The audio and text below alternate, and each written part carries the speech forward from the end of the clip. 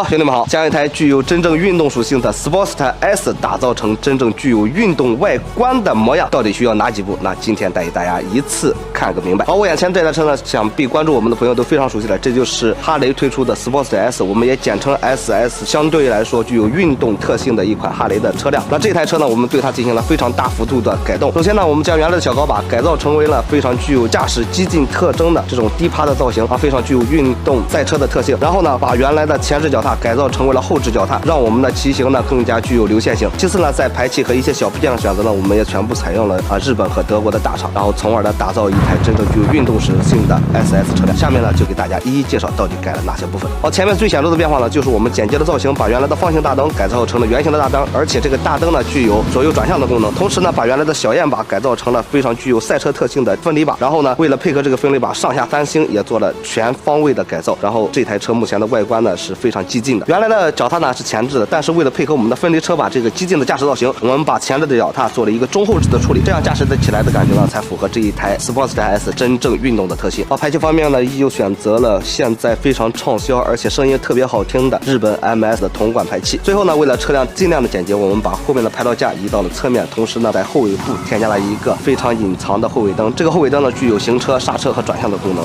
非常小的一个东西，但是起到作用是非常大的。然后车辆的侧面呢，我们改造了一个来自德国3.8X 的皮带轮，但是呢美中不足，我们这个脚踏目前还没有更换，相对来说还是不是那么协调。后期呢我们会对脚踏进行一个符合我们车辆造型的更换。好，废话不多说，剩下的时间呢留给大家来慢慢欣赏。